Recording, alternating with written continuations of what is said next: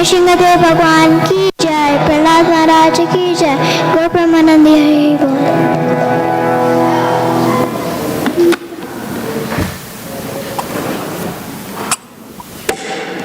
અહીંયાથી દાદાજી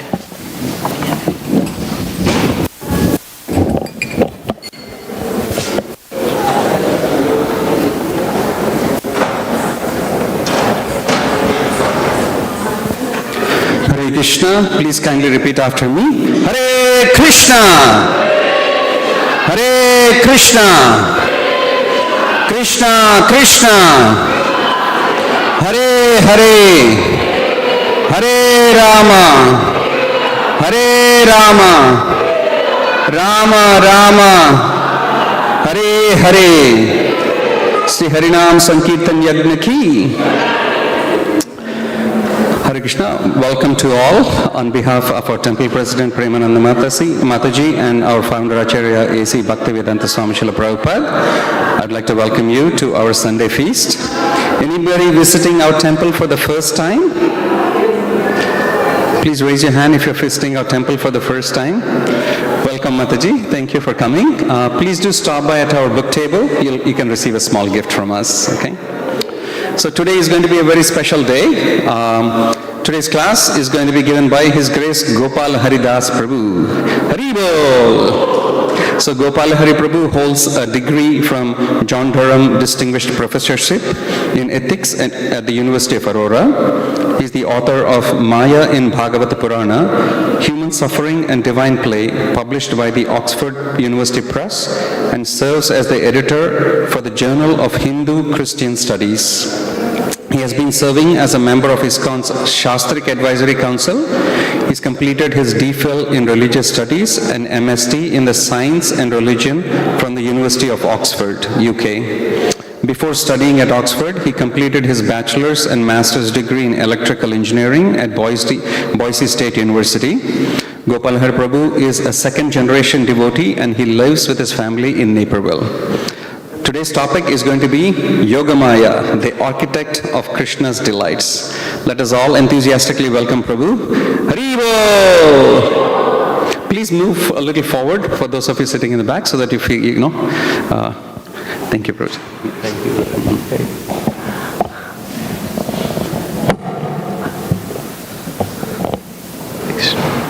Thanks.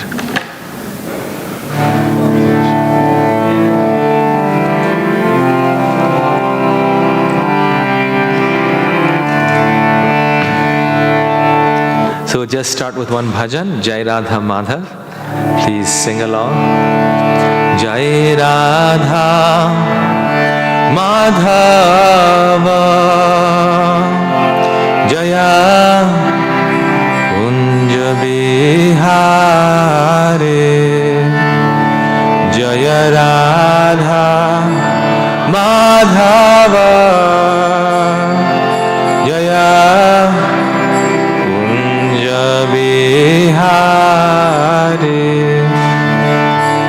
Jaya Radha Madhava Jaya Kunja Bihari.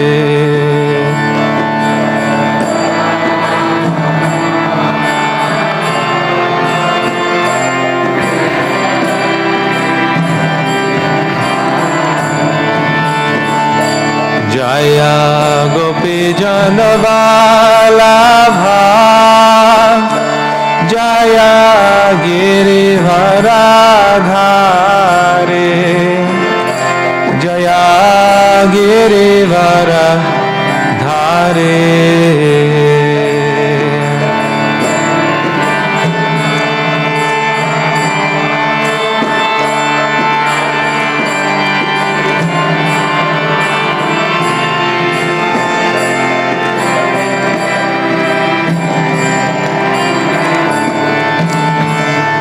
Jaya Gopi Janavalabha Jaya Girivaradhare Jaya Girivaradhare.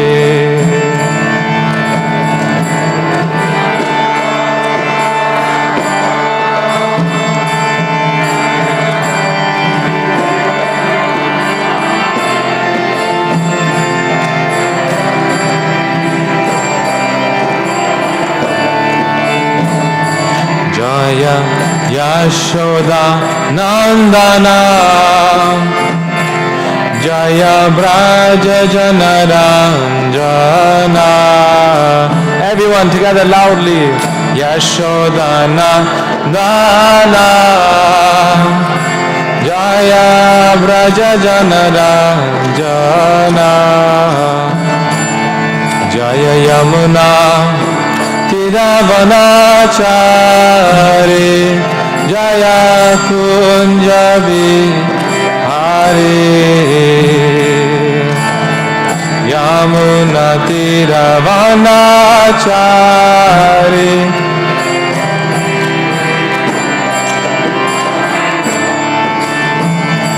Jaya Yamuna Tiravanachari Jaya Kunja Vihare.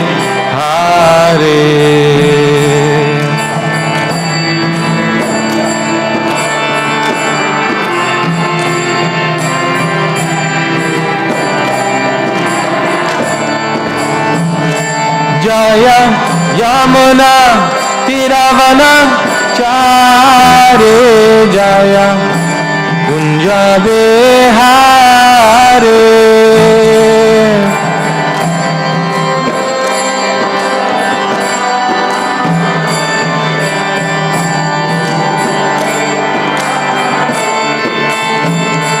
Jai Radha Madhava Jaya Kunja Vihare. Jaya Radha Madhava Jaya Kunja. Jaya Radha Madhava Jaya Kunja Vihare. Jaya Radha Madhava.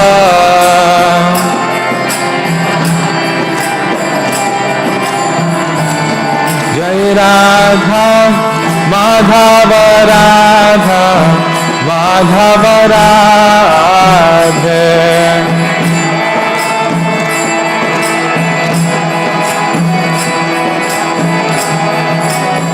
Jaya Jaya Prabhupada Prabhupada Prabhupada Jaya Prabhupada.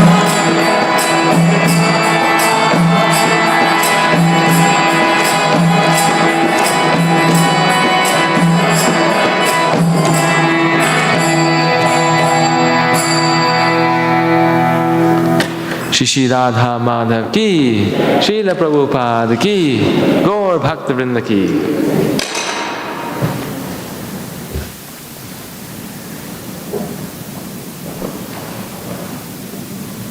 Om Namo Bhagavate Vasudevaya.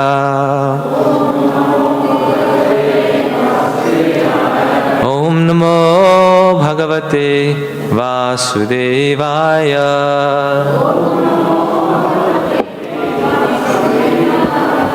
Om Namo Bhagavate Vasudevaya.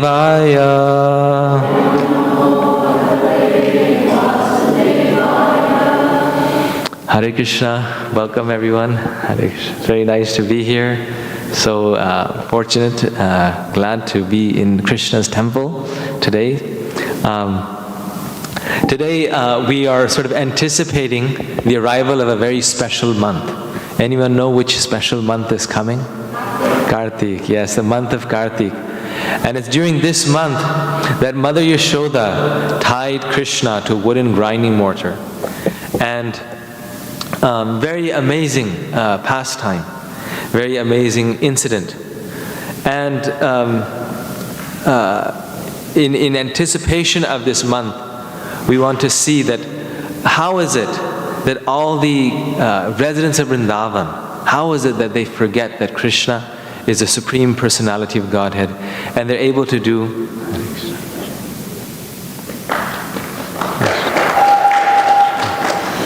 they're able to perform such wonderful pastimes with Krishna, thinking that he's just an ordinary boy. So this, the Bhagavatam describes, is due to the effect of Krishna's Maya, right? And so today I just want to talk about Krishna's Maya, right? So Krishna's Maya manifests in two ways. In the material world, Maya manifests as the power of forgetfulness. And in the spiritual world, Maya also manifests, but Maya manifests in the form of forgetfulness, but not forgetfulness of Krishna, but forgetfulness of his opulence. Right? And so, in the context of this material world, Maya, which is often just referred to as Maya, not as Yoga Maya, acts as a power of forgetfulness. And due to Maya, we forget Krishna and we forget who He is. Very similar to like the experience a person has in the dream. When you're dreaming at night, right, you completely forget who you are. You forget that you're actually just lying in your bed very comfortably, and you think that you're someone else or you're in some other world. So there was a Buddhist Taoist philosopher, monk. His name was Chang Su. And he was one time sleeping during the day in his monastery. Sometimes when you sleep in the day, you get more dreams, right? Because at night you're in deep sleep, and when you're in deep sleep, you forget yourself. You don't dream as much. But in the day, you oftentimes dream more. So he was dreaming in his in his monastery, and after he awoke from his dream, he started to run around the monastery asking the other monks this question. The question was, am I a monk dreaming that I'm a butterfly, or am I a butterfly dreaming that I'm a monk? And at night in his dream, he was dreaming that he's a butterfly, flying around the monastery, smelling the flowers and whatnot. So he had this very serious question, am I a monk dreaming that I'm a butterfly, or am I a butterfly dreaming that I'm a monk? How would you convince our Chang Su monk friend here, how would you convince him that he's actually a monk dreaming that he's a butterfly and not the other way around? Yes?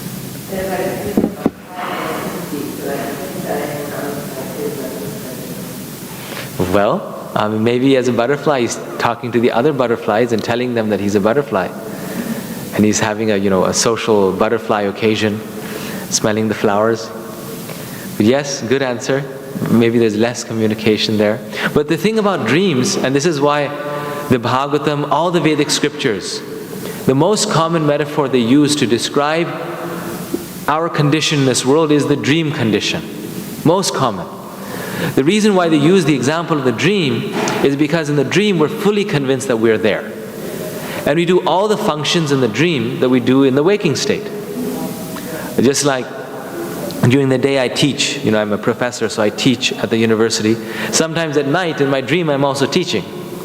I'm talking to the students, having conversations. Sometimes in their dream people are going to the bathroom, right? Doing so many things. So all those activities are going on. So when we wake up, we realize, oh, it's all false. But how can we be sure that we're not the person in the dream and we're actually the person who we think we are when we're awake? Not the other way, How can we be sure?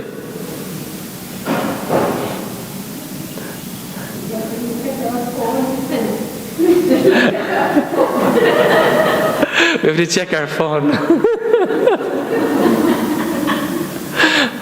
So, problem is there's phones in the dream as well.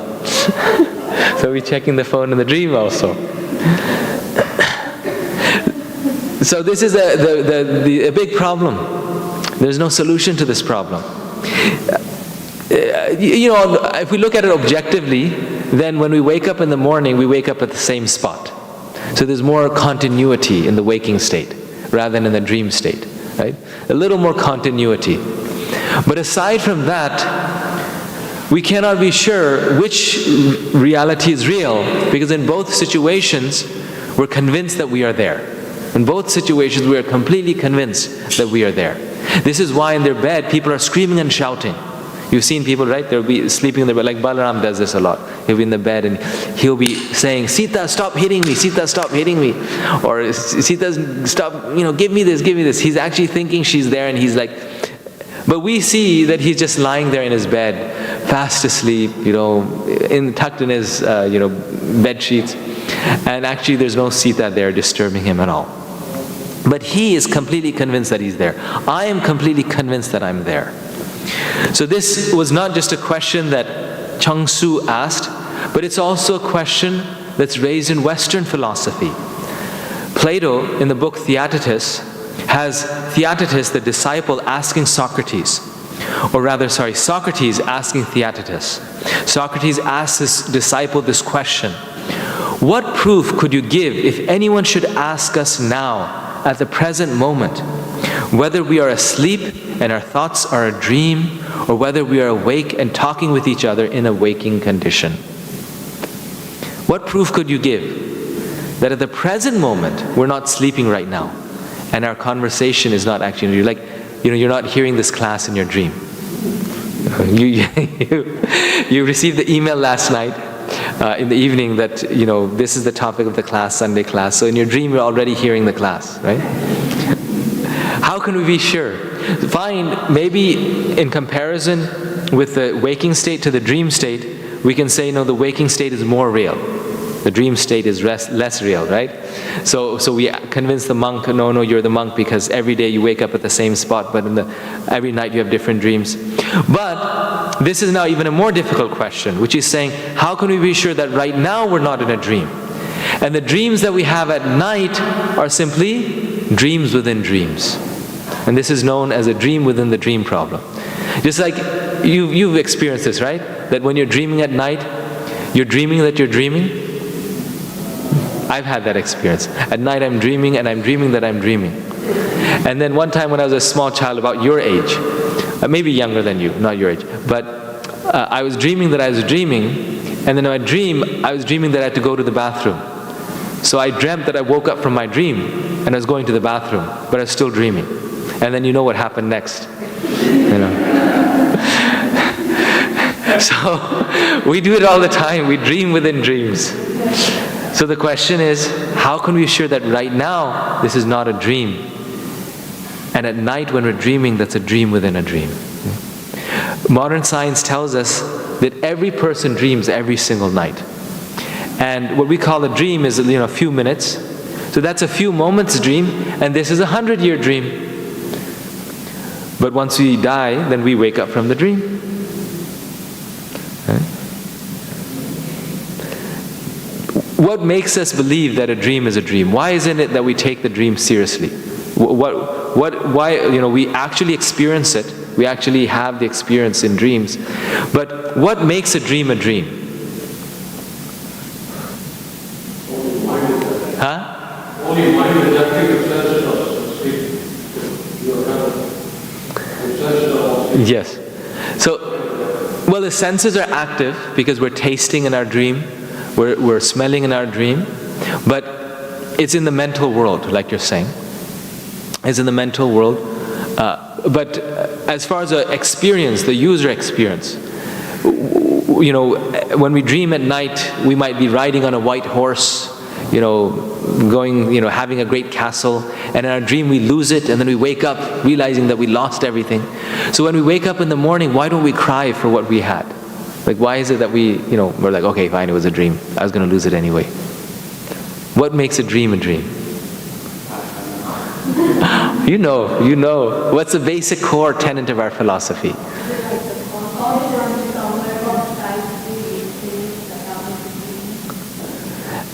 Yeah, once you're awake, you're witnessing the world, yes, you're witnessing the world. But what makes a dream is that it has a beginning and an end. It has a beginning and it has an end. That's why we don't take it seriously. Because it's a dream anyway. It was going to end anyway. I was a prince, I had horses and I had a castle, and everything was going really well. Someone stole it from me in my dream, but it was going to end anyway. Right? But the reason why we call a dream is because it has a beginning and an end. Similarly, if that's the definition of a dream, life also has a beginning and an end. They say, as sure as death. There's nothing more sure in this world than death. And we've already seen the beginning. It has a beginning. Our birth date, formal birth certificate. So we have a beginning and an end. So it's also just like a dream because it has a beginning and an end. It's just a difference of duration, right? Rather than a few minutes, this is a 100-year dream. So Socrates actually says, he responds to his disciple Theaetetus, he says, in fact, this life is a dream. He said, there's no way you can know whether or not you're dreaming or not, because in fact, this life is a dream.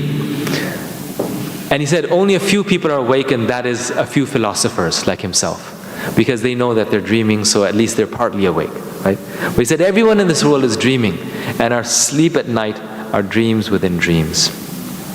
This theme of the dream within a dream was also taken up by Christian philosophers, theologians. Pedro Calderon, for example, he's a Spanish Christian writer. He wrote this book, Life is a Dream, because he also understood that, what's the difference? Dreaming, waking, this is just a bit longer. This life is like a dream. And therefore in his book he writes, the conclusion of his book, very poetically he writes, if life is a dream, then what gain could be so great, and what loss could be so big? Right? We're going to lose it anyway. Everything. Just like we don't cry over what we lose at night, why should we cry over what we lose in the day? We're going to lose it anyway. It's 100% guaranteed that everything that we have, we're going to lose it one day. So he says, what gain could be so great and what loss could be so big? So why cry over our losses? He writes, man dreams the life that is his until his living is done. The king dreams he is a king, and in this delusive way lives and rules with sovereign sway. All the cheers that round him ring, born of air on air take wing. And in ashes mournful fate, death dissolves his pride and state. Who would wish a crown to take, seeing that he must awake in the dream beyond death's gate? Yeah. So he says, what is the use of a kingdom? What is the use of a crown when we won't get it in the next dream beyond death's gate? Everything we're going to lose. And this is actually the basis of spiritual life. People say, oh, why are you so spiritual? Why are you going to the temple? Why do you take this seriously? It's not based on faith. We don't believe in this based on faith. It's actually based on observation. We can observe that everything is temporary. So the intelligent person, the spiritual person, therefore, wants to invest in that which is not temporary, which is eternal. Something that we can keep with us, something that will actually stay with us, something that will actually benefit us. Not those that go away in time. And actually we see that this world is a dream. Even the imagery that's described in the Bhagavatam, right, in the Vedas, Puranas, it shows that this world actually comes how? See this image here? Nothing's working. That's why I was reading and no one was looking at the screen. So our tech people are gone. Anyone here? No? There we go.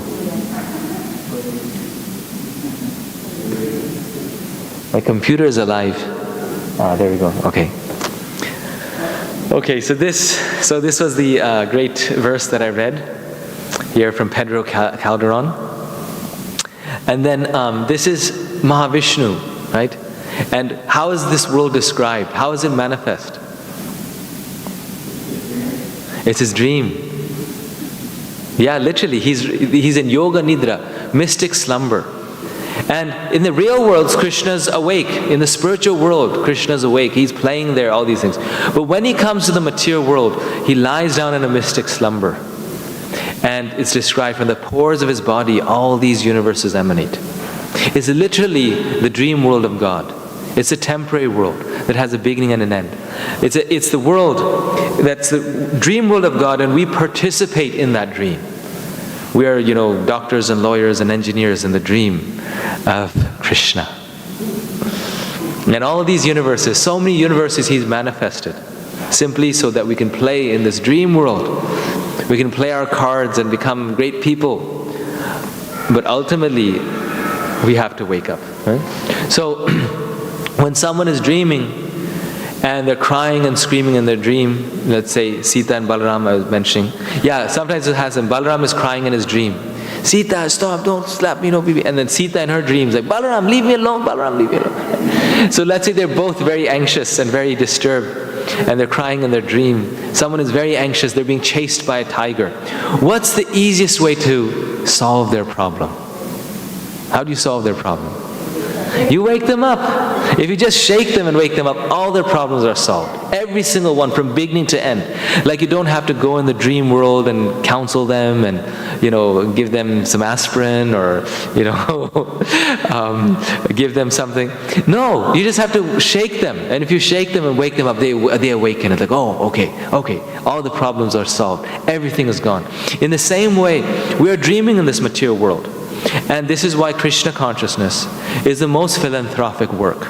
People ask us, and many times this is why they don't come to the temple. Just yesterday, a lady was telling me that her husband doesn't come to the temple because he feels that, why don't we go and feed the poor? Why don't we just, do that work? We do that work. We have a big Food for Life program here. But why don't we just do that? Why do we have these temples and spend time in discussion and discourse? How are we so, unphilanthropic? A reason is because the most philanthropic work is to wake someone up from the dream. If you wake them up, their problems are solved. Every problem is solved. They become happy. And Prabhupada, therefore, he knew this. Therefore, the great souls, the Mahatmas, they know this. That simply if we give people Krishna consciousness, right? If we help them become devotees, if we help them become God conscious, they'll become happy. They'll become truly happy. And in the state of the world today, and I was thinking actually that in the class we should really talk about this. In the state of the world today, we see two wars ravaging right now. It's never more true than today, right? These wars that are going on are not going on because of lack of food or poverty. They're going on because of misguided, very materialistic, selfish leaders, right? Who are putting weapons in the hands of, untrustworthy people intentionally, and causing them to fight and throw rockets and kill people and all these things. It's just the egos of a few people on the top that makes millions of people, millions of civilians die. If these leaders had spiritual knowledge, if these leaders were actually God conscious, this could never happen. This could never happen. There's a pastime when Krishna is in Dwarka. Then a Brahmana comes to Krishna. He's the king of Dwarka. And the Brahmana's son has died. And he tells Krishna, he says, that how is it that the son can die before the father? This is opposite, right? The father is older, the father should die first, then the son should die. How is it that the son can die before the father? And because this is happening, something is wrong in your rule, Krishna. You're not a good king. Therefore, you need to reevaluate your leadership, your strategy here. And Krishna holds himself accountable. And he tries to figure out where has his son gone, who dared kill him, or how. So he goes to Yamalok. He talks to Lord Yamaraj, and Yamaraj says, "He's not with me. I didn't take him, Krishna. Spare me. I didn't take him." And then he goes all around this universe, and Krishna later on finds out that it's only he himself as Vishnu who's taken that child. Why? Because Lord Vishnu wanted to see Lord Krishna. Sometimes Krishna wants to see himself. So this was a pastime so that Krishna and Arjuna would go all the way up to Vishnu Lok, and Lord Vishnu himself had taken that boy. So these godly kings knew how to help people. They knew that if people are God conscious, if they're spiritually minded, there will be no shortage of anything in this world. Bhakti Siddhanta Saraswati Thakur, who was Prabhupada's spiritual master, he said, there's only one shortage in this world. There's only one lacking in this world. Anyone know what that is? The shortness of Krishna consciousness, of God consciousness, of Krishna consciousness. That's the only thing lacking in this world. Recently we had a seminar by His Holiness Bir Krishna Maharaj, and he was saying that even psychologists say that the only need people have is the need for connection. Right? And it's a fact that when people are feeling isolated, unhappy, then they start to hate the world and they start to do these things. Right? But if actually the English word religion means, it comes from the root lig. And you know what lig means? Anyone can guess what lig means? Religion comes from the root lig. It's an English word. connect, close to link. But what does lig? It's another, lig turns into what? English? Lover? Lig means ligament. Ligament. Ligament is something that joins two things. So it means to link or connect. So religion means again, to reconnect. Reconnect. We're feeling a lack of connection because we're not connected with our Father, Krishna. We're not connected with our source. That's the only thing that we're lacking, is this connection. Similarly, the word yoga, which is what we do, which is what everyone does, is yoga, right? This is the whole Eastern process. The word for religion in the East is basically yoga. Bhakti yoga, dhyana yoga, jnana yoga. It's all forms of yoga. The word yoga comes from the root yuj, which means what? To join. Yuj is the same as the English word yoke. So English, Sanskrit actually have, English actually originally comes from Sanskrit. Even academics say this. So the word yoke comes from the root yuj. And yoke, Y-O-K-E, not yoke like the egg yolk, but yoke means the crossbar that connects two bulls together. In farming, that's called a yoke. That means to link or connect. So the word yoga also means to link and connect. So all these spiritual processes are simply helping us connect to Krishna. Gandhi said, there's enough for every man's need, but not for one man's greed. Right? There's enough for every man's need, but not for one man's greed. And when people become greedy, then there's not enough for what people need. But that greed, you cannot solve that greed by giving people only food. You cannot solve that greed by simply opening hospitals. That greed can be solved if people have spiritual knowledge, if they have spiritual guidance. And this is why this is the most important work. Krishna consciousness is the most important gift to society. Because if people are not materialistic, if they're actually God conscious, if they're actually spiritually centered, they'll make the right decisions. And there's more than enough in this world for everyone if they make those right decisions. So, what is the human condition?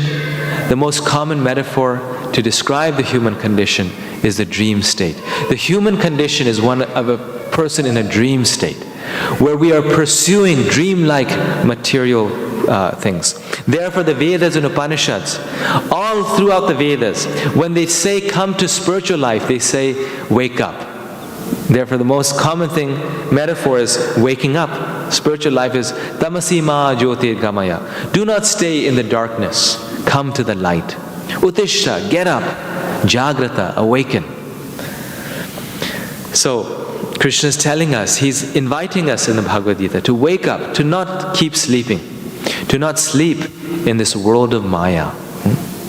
So this is Mahamaya. This is Maya as the energy of the Lord. Maya as that energy of the Lord which creates this dream world and which we choose to stay in. We enter into this dream world. But if we want to wake up, we can wake up. We simply need someone to wake us up, and that's the devotee of the Lord. This is why when you're sleeping, someone who's awake needs to shake you. You can't do anything yourself to wake up. In the same way, when we're sleeping, we need the devotees. We need the association of the great devotees to wake us up. I'm going to skip a few slides. And so, therefore, the Bhagavatam says, a grahastha or householder, most of us here have homes, families, or even singles, but we're in this world, we're busy in this world. A grahastha must associate again and again with saintly persons. And with great respect, he must hear the nectar of the activities of the Supreme Lord and his incarnations, as these activities are described in the Srimad Bhagavatam and other Puranas. Thus, one should gradually become detached from affection for his wife and children, or his husband and children, it's a way of saying, exactly like a man awakening from a dream. So, by hearing the narrations of the Lord's pastimes, by hearing the Srimad Bhagavatam, by hearing about Krishna and his activities, we can become free from our attachment, from our engrossment in this world, where we only, actually it's described in the scriptures that the devotee is very affectionate to his family, but he's not attached in the way that the materialist is attached. He's not attached in the way that he will cause harm to others for the benefit of his family. He's not attached in the way that he'll become overcome by illusion or lamentation due to his attachment. He's very affectionate, he serves them. But like Krishna says in the Gita, detached action, right? Karma yoga, detached action. How does that happen? How do we come to that state? When we awaken from this dream. And how do we awaken from this dream? By hearing about narrations about the real world. We will only wake up from the dream world when we know what the real world is. And that is the world of Krishna's, not Maya, but his Yoga Maya. That is the world of his Yoga Maya. So, now let me ask you one more question, last question here. So, if this life is a dream, and our dreams at night are dreams within dreams, and we just proved that, Socrates did actually for us. So, when we wake up from this dream, how do we know that we're in the state of reality? We could just be in another dream. How do we ever know that we're not dreaming and we're actually awake? Can someone find out a way?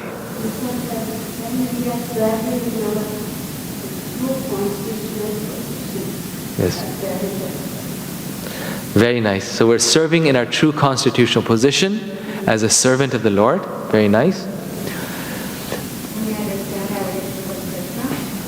Okay. Very nice. So we understand our relationship with Krishna. And that's very nice.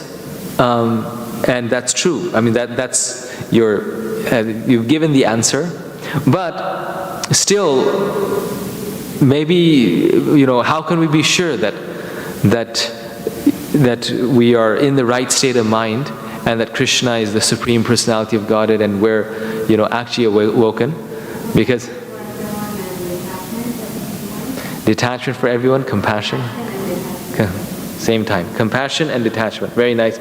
So we have those elevated qualities. Very good. But I'm here saying, kind of logically speaking, we said that this world is a 100-year dream. And so what made the dream the dream? What was our definition of the dream? Huh? It has a beginning and an end. So what state can we be sure that we're not dreaming?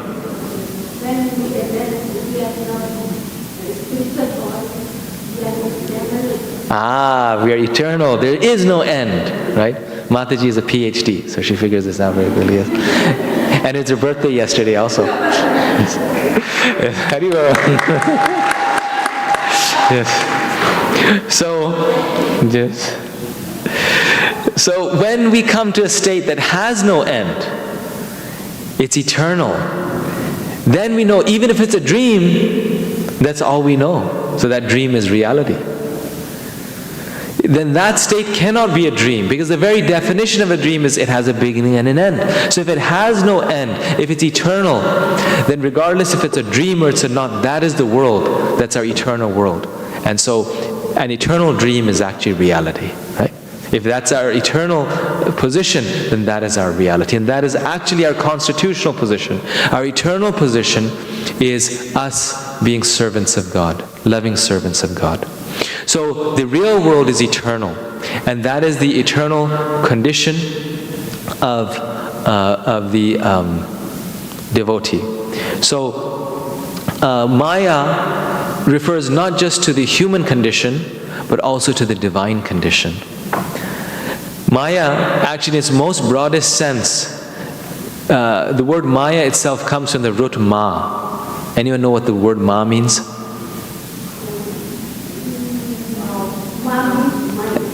No, we were making it too complicated. The children will know this. Ma means mother, right? So, Maya comes from the root ma, mother. Maya creates just like a mother creates. Maya means a creative power. Maya is not something negative or something bad or something unreal. Maya, actually, I'm skipping some slides because of time. It means to create like a mother would do. And therefore, Maya means creative power. Creative power of the Lord, when creating this world, is called Mahamaya. And this world, that creative power, is real, but it deceives us. It puts us into illusion.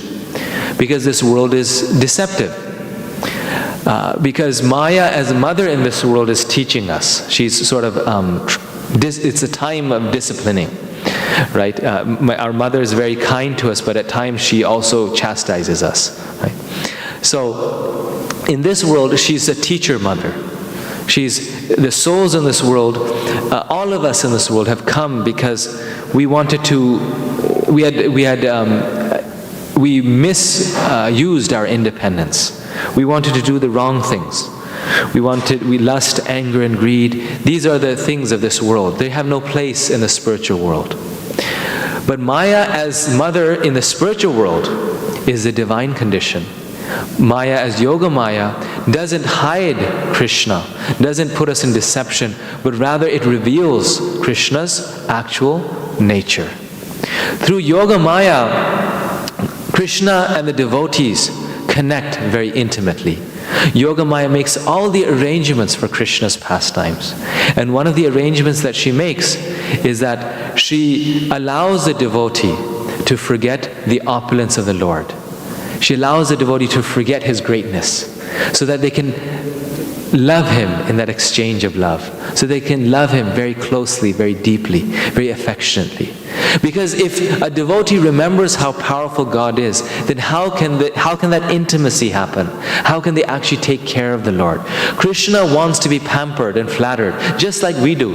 He wants to have a mother who takes care of him, not a mother who trembles in front of him out in fear. He wants to have friends who play with him and wrestle with him like equals, not those who tremble in front of him out of fear.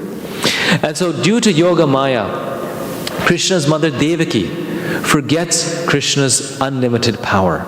There's a very beautiful verse in the Bhagavatam, the 10th canto, chapter 3, text 30, where Devaki is speaking to Lord Vishnu. And imagine Lord Vishnu in his four-handed form with conch, disc, club, is standing before her. And she's telling Lord Vishnu, please hide your form, because Kansa might come and he might cause you harm. So you please go away, Lord Vishnu. You just stay here as baby Krishna so that I can hide you, Krishna. She has more faith in her hiding Krishna than Lord Vishnu's club and disc. This is what she says. Oh my Lord, you are the all-pervading, supreme personality of Godhead. And your transcendental, four-armed form, holding conch shell, disc, and club and lotus, is unnatural for this world. Please withdraw this form and become just like a natural human child, so that I may try to hide you somewhere. And before and after this, I just put one verse because of space limitation, but before and after this she says the same thing. She tells Lord Vishnu that Kansa is very dangerous and he's killed the other children.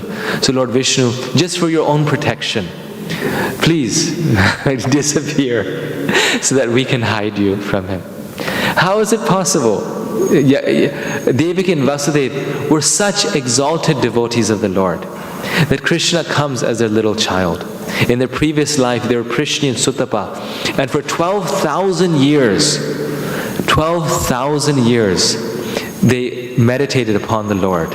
They only ate leaves, dry leaves, and drank water for 12,000 years and meditated on the Lord. And as a result of that, then the Lord agrees to become their child. So they're not ordinary devotees. They have meditated on the Lord. They know the Lord through and through. They cannot forget His power, His greatness. They cannot forget who the Lord is.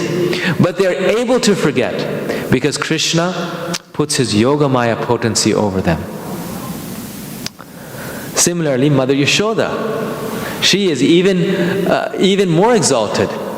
She was an even more, you could say, fortunate devotee of the Lord. Not more exalted, but more, in some ways, she had pleased the Lord even more. Therefore, she was Krishna's mother and she could see all of his childhood pastimes. Even she forgets who Krishna is. She thinks that Krishna is just her small child. And if she doesn't, control his naughtiness, then she's concerned that Krishna will grow up to be a naughty boy an unruly boy. But one time, Krishna reminds her of who he is. He wants to, see the fun. So this time, it's a very famous story in the Srimad Bhagavatam. Krishna has eaten dirt. He had consumed some dirt.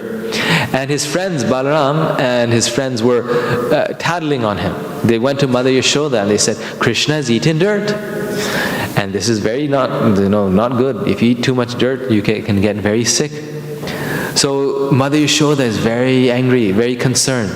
And she tells Krishna, your elder brother and your friends are telling me that you have eaten dirt.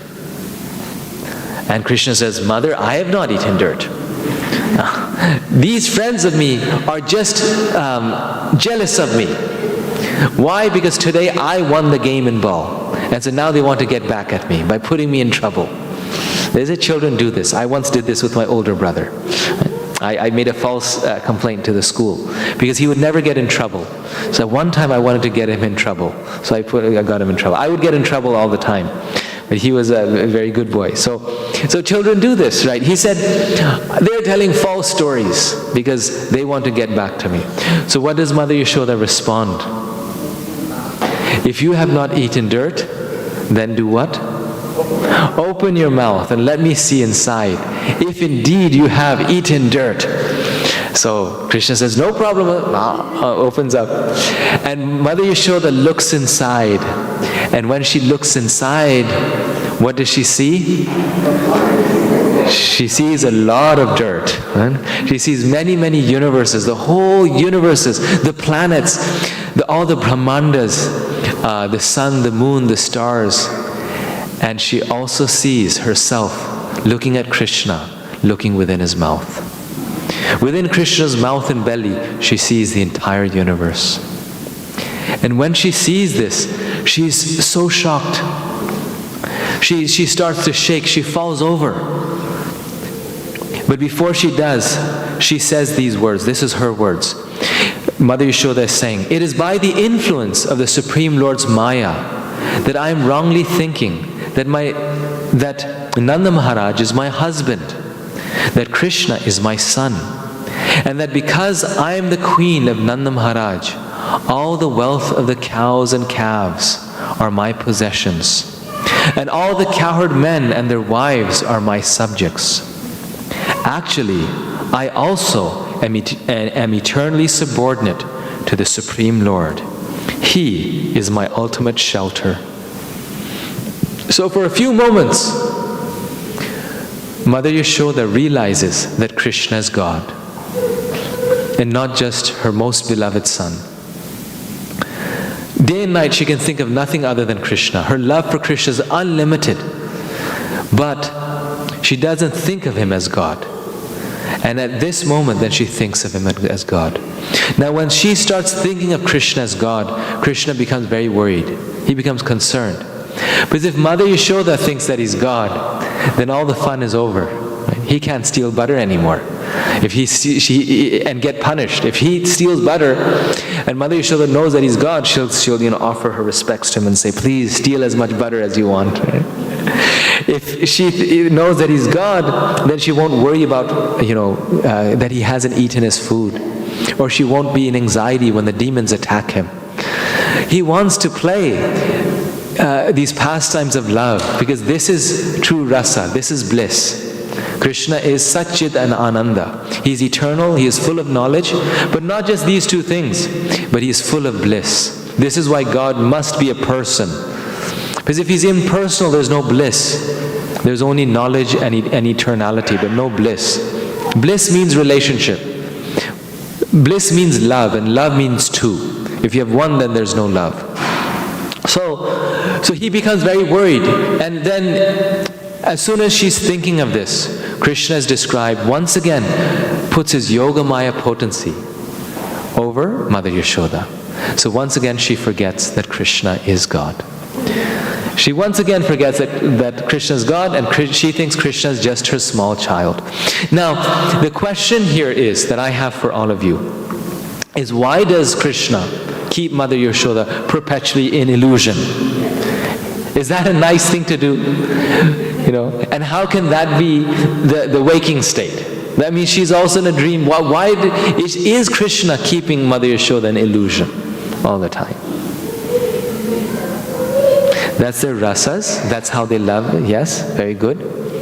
But I'm putting up the argument as a critic here that Krishna is putting his mother in illusion all the time. She sees reality only for a few moments and then she's in illusion all the time. So why does she put him in illusion?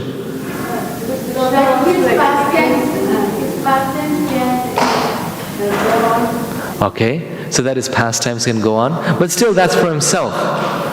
Krishna wants to experience the love of mother. So Krishna wants to experience that love, and his devotees also want to experience that love, and that's why he's letting them do that. Yes. But still, she's in illusion all the time. I thought spiritual life means full knowledge. She's a condition like anyone else. But the Bhagavatam won't agree with that. We have a verse coming up later on which says that her exalted position is like none other. Krishna allows her to be like this because actually she's not an illusion. Actually, Krishna is first and foremost. His actual Sarupa, Krishna is first and foremost the son of Mother Yashoda. Right? He is first and foremost Yashoda Nandana. Nanda, the son of Mother Yashoda, the son of Nanda Maharaj. And second on the side, when he gets bored, when he has to do some work, he is the Supreme Personality of Godhead, Swayam Bhagavan Krishna. So Yogamaya is not covering Mother Yashoda, but actually what Yogamaya does is that it reveals the inner depths of actually who Krishna, God, is. It actually reveals to all the devotees that it reveals the sweetness of the Lord, which is actually truly who He is, and covers the opulence of the Lord. Just like when Arjuna sees the Virat Rupa in the Bhagavad Gita, he starts to tremble, tears start to come his eyes, and he's like, Krishna, I'm so sorry, I did it, I always talk to you, I'm so sorry that I sat with you, because he cannot love Krishna anymore. Krishna's power hides his sweetness. Therefore, most religions, right, they're trembling in fear of God. Say, fear God. They say, fear God. We should, in the initial stage, we should fear God. But beyond that fear is something more. Right? How can fear be the end? Beyond fear is love. Like children, they should fear their parents a little bit. It's good for them. Little healthy fear is good. Not too much. We don't scare them too much. But, they should know that, if they pick up a knife, then their mother will, they're going to get a punishment for that, like accidentally if they pick up a knife. So children must fear their parents a little bit. But if it's only fear, then it's a very unhealthy relationship. Beyond the fear needs to be love. So in this point, in this way, in this vision of Krishna's universal form that Mother Yashoda is seeing, she is fearing Krishna. But that is not who Krishna truly is. So Krishna is not putting her in illusion, but rather he's allowing her to be in reality by putting Yogamaya, due to his own strength, his own power of Yogamaya. Yogamaya is Krishna's own energy that allows him to arrange all of his pastimes. Similarly, in the most celebrated story, which is the story of Kartik, Mother Yashoda is so deeply in love with Krishna that when he steals butter, she becomes so concerned for his welfare that she chases him with a stick.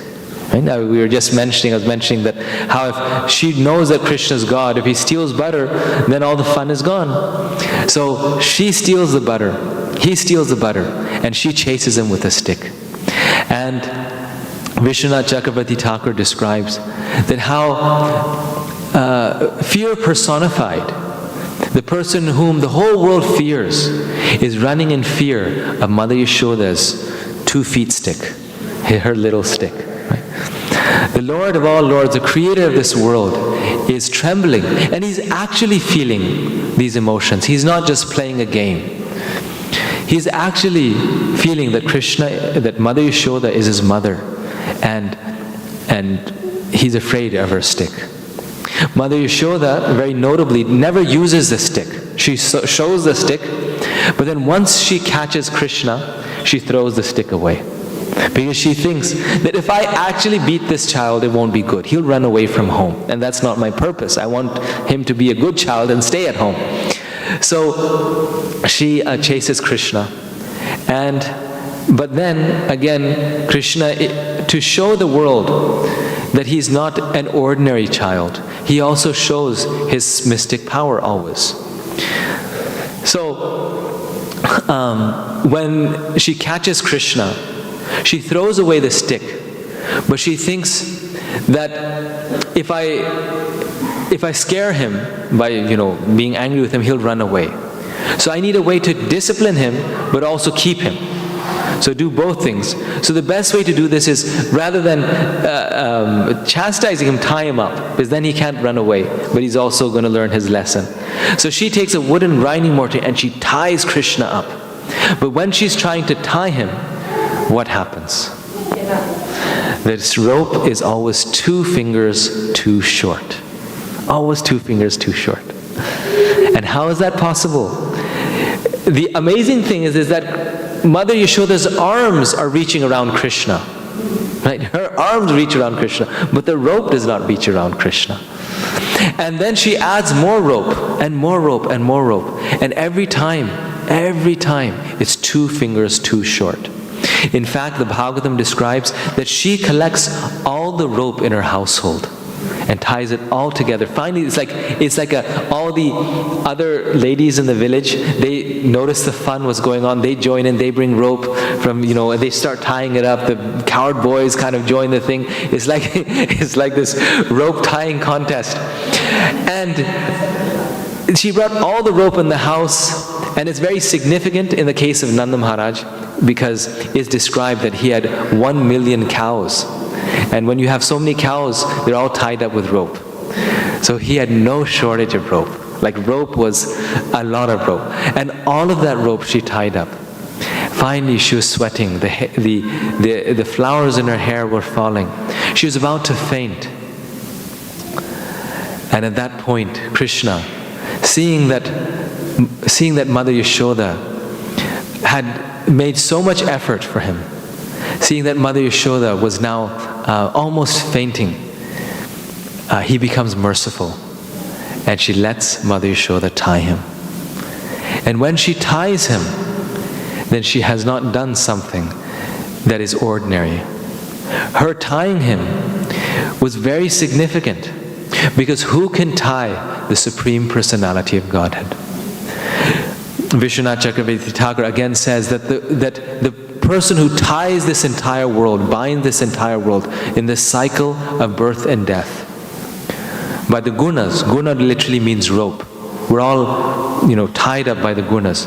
That person who ties up the entire world was able to be tied up by the rope of Mother Yashoda. Why? Because that rope is no ordinary rope, it's the ropes of love.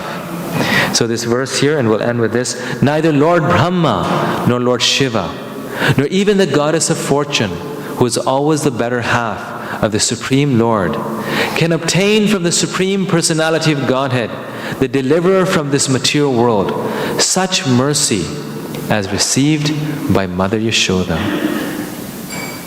Received by Mother Yashoda. So she is the Lord's greatest devotee, the most wonderful devotee of the Lord. And I have one last question that I'll end with. If Mother Yashoda saw the universe within Krishna's mouth for a few moments, she never thought of Krishna as God before that.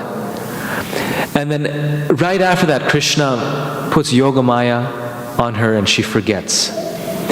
Then what was the purpose of showing her the universe? She never thought of Krishna before that. She never thought of Krishna as God before that.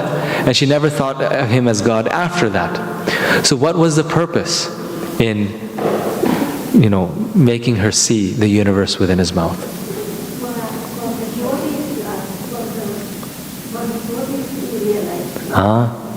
For the devotees to realize. Okay, very nice. Anyone else want to answer? Yes. Yes. He was under Yogamaya himself. Krishna was under Yogamaya himself? In what way was he under Yoga Maya? Maybe you just want to see what happened. It's not. Oh, I see. He himself wanted to see. Okay. Well, Krishna himself, he's the source of Yoga Maya. So Yoga Maya can never overcome him. But yes, sometimes he wants to see the power of his Yoga Maya. Very nice.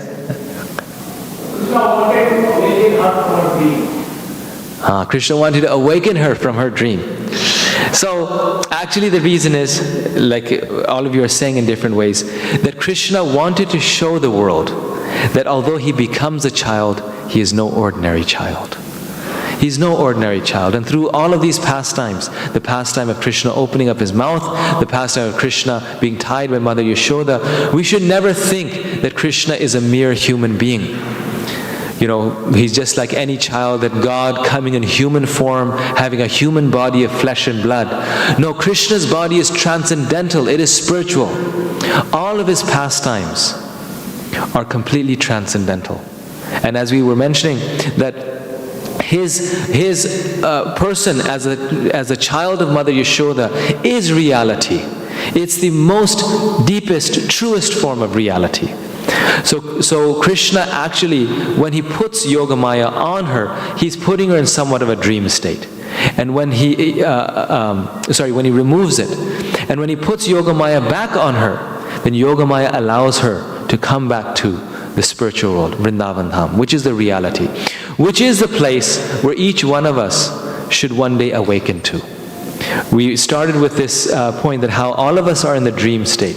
So then what's the real world? The real world is this world. It's Vrindavan Dham. It's Vrajadham, Krishna's place of internal leelas.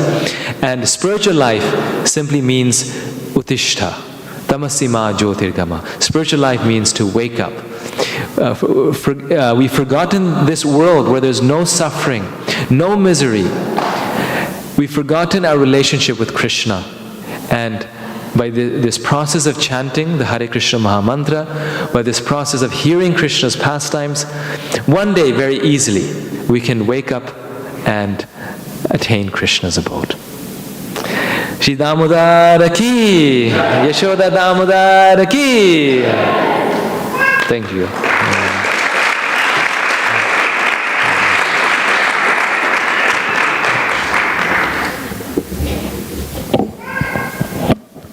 Hare Krishna. Let us all extend our gratitude to His Grace Gopal Hari Prabhu once again by loudly saying Haribo!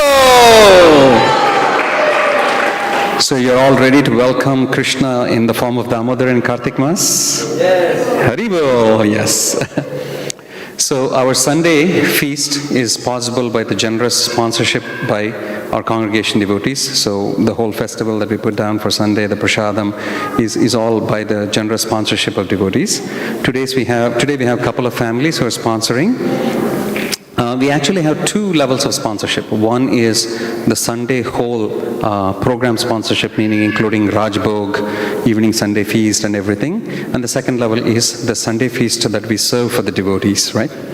The first one, which is the Sunday sponsor for the whole day. Today, the Sunday Mahabhog sponsorship is by Sandhya Mataji. Haribo! Sandhya Mataji. She's a very senior member of our congregation and she's celebrating her 70th birthday. So big Haribo for her. Haribo! For those of you who are not aware, every morning, literally every morning, we read Srimad Bhagavatam here in the temple, and Sandhya Mataji is the one who comes every day and reads for at least an hour the whole Bhagavatam to Krishna. Even if nobody is here, she comes and reads it to Krishna. So that's her great service. The next Sunday's feast sponsors are Nitin Chandra Salgar and family. They're sponsoring the feast in honor of their mother, Kalpana Devi, on her death anniversary. Anybody from the family here? Anybody from the family here? Okay. The second is Kandala family. With love from Kandala family, they're sponsoring the feast. And anybody from the Kandala family? And lastly, we have an anonymous donor in honor of Krishna devotees. They are also sponsoring the Sunday feast. Let us all pray to their lordships, Sri Shri Radha Madhava and Radha Shyam Sundar, to shower their blessings on these families. Hare Krishna, Krishna Krishna, Hare Hare, Hare Rama, Rama Rama, Hare Hare. So now you can take the blessings of the deities, and then you can come back for the night darshan of the deities at 7:30. Haribol.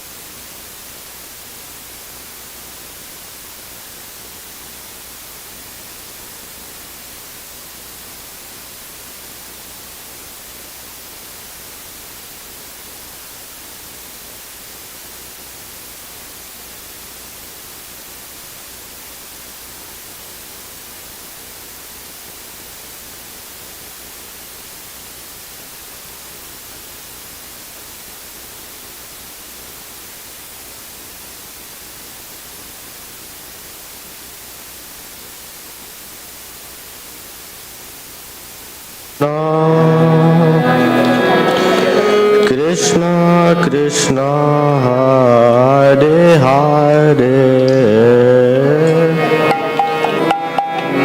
Hare Rama Hare Rama Rama Rama Hare Hare Hare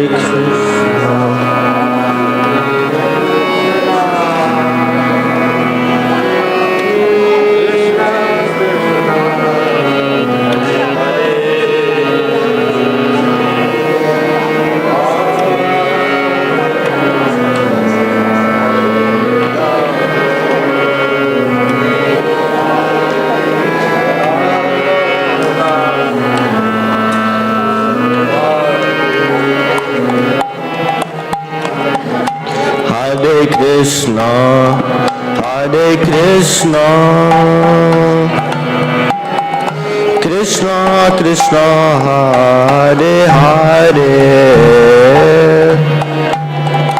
Hare Rama Hare Rama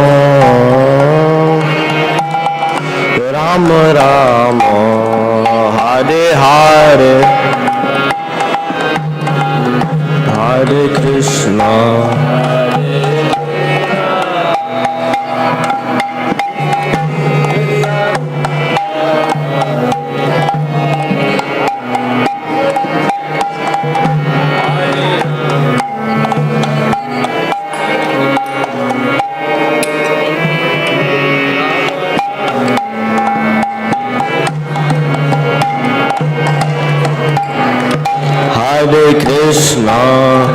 Hare Krishna Krishna Krishna Krishna Hare Hare Hare Rama Hare Rama Rama Rama Hare Hare Hare Krishna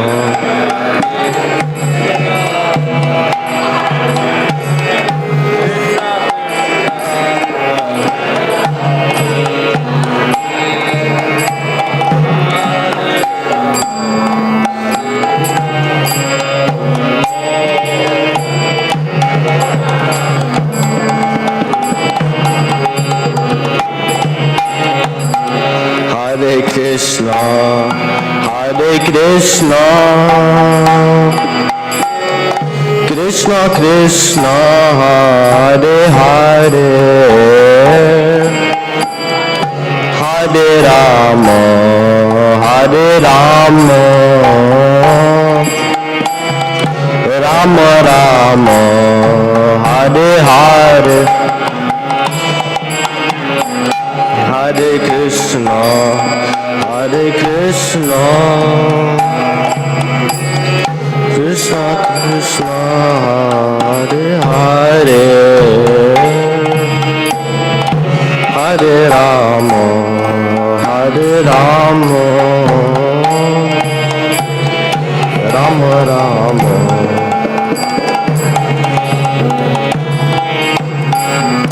Hare Krishna, Hare Krishna,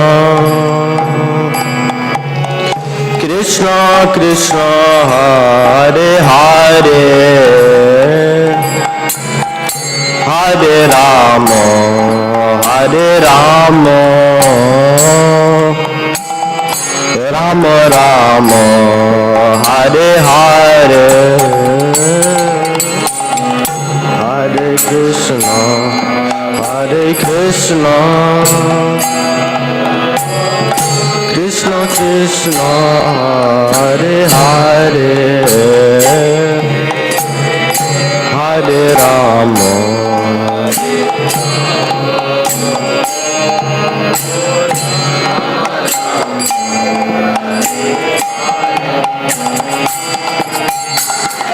Hare Krishna, Hare Krishna, Krishna Krishna, Hare Hare,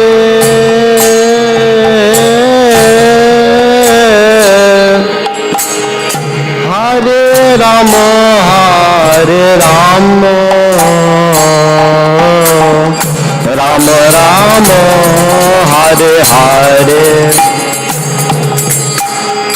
Hare Krishna, Krishna, Krishna Krishna,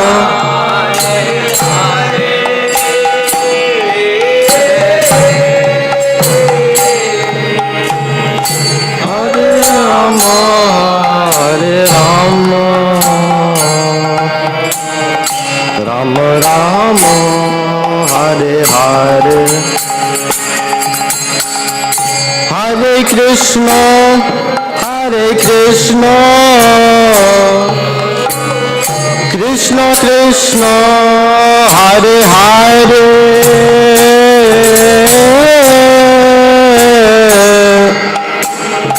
Hare Rama, Hare Rama,